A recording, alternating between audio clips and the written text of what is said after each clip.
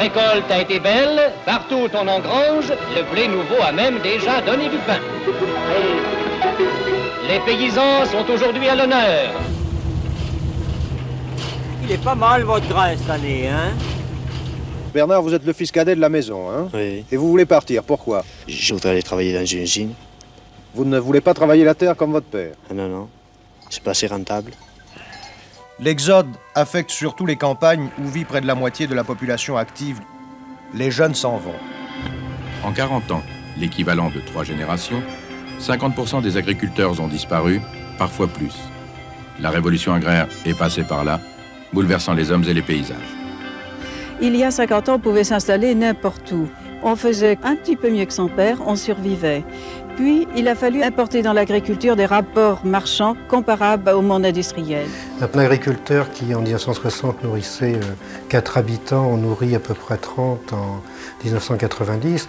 Mais le phénomène le plus spectaculaire, c'est les gains de productivité. Qu'est-ce qui pousse un jeune à s'installer? Le goût de vivre dans la campagne, s'investir, et puis être patron, disons. Ces agriculteurs sont devenus des entrepreneurs et sont confrontés à des risques importants. Et pourtant, la relève du monde agricole est bien là. Claude Webre prend sa retraite en octobre prochain et il a trouvé un successeur. Bon, le fait que c'est repris par de jeunes, tout ça, je suis préparé. Vincent a 25 ans. Il était frigoriste, il sera agriculteur. Pendant 18 mois, ils vont travailler ensemble avant le départ de Claude, une transmission en douceur. À l'époque du réchauffement climatique et de la disparition des espèces, il s'agit de cultiver mieux, sans dégrader, en prenant soin de la nature. L'enjeu, il n'est plus que la France doit nourrir le monde. L'enjeu, il est qu'on doit arriver à produire durablement et en qualité, et que ce soit soutenable au niveau social et environnemental. Donc l'important, c'est que le plus grand nombre d'agriculteurs soient tous au travail pour améliorer nos pratiques, pour tenir compte de l'environnement. Un laboratoire à ciel ouvert. Le but, réduire l'utilisation de traitements chimiques. On va mesurer sans traitement et avec traitement pour justement voir s'il y a vraiment un gros impact sur le rendement. Et pour optimiser l'irrigation et l'épandage, la ferme pilote a installé il y a 2 mois cette station météorologique nouvelle génération entièrement connectée. L'hybridation, c'est le mariage improbable. C'est le fait de mettre ensemble des choses, des métiers, des générations, des activités, des secteurs, des matériaux, qui a priori n'ont pas grand-chose à voir, mais qui mis ensemble permettent de créer quelque chose de nouveau. Cette agricultrice ne vit que grâce aux circuits courts, notamment la ferme auberge qu'elle a ouverte il y a 15 ans, en réaction aux intermédiaires entre agriculteurs et consommateurs.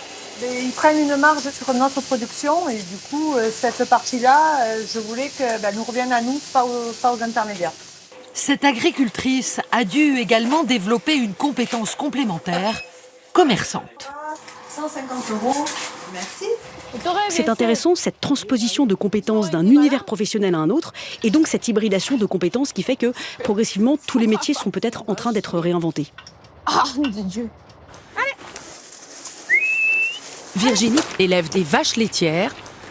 Il y a quelques mois, une idée a germé dans l'esprit de l'agricultrice.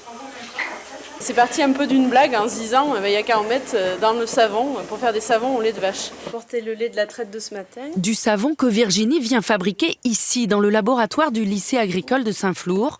J'aurais pas pu envisager cette diversification sans le lycée parce que j'avais pas suffisamment de compétences en chimie pour pouvoir aborder la fabrication de savon. C'est un projet de société.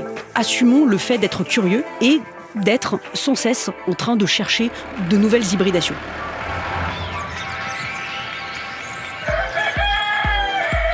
On ne parle plus trop d'agriculture conventionnelle comme mon père ou mon grand-père l'ont connu. Et aujourd'hui, oui, ça a changé et tant mieux. Il faudrait ouvrir les portes aux consommateurs et leur montrer comment on produit pour qu'ils comprennent. Présents sur Twitter, Facebook ou encore YouTube, les agriculteurs se sont emparés sans complexe des réseaux sociaux. Montrer ce qu'on fait, comment on le fait.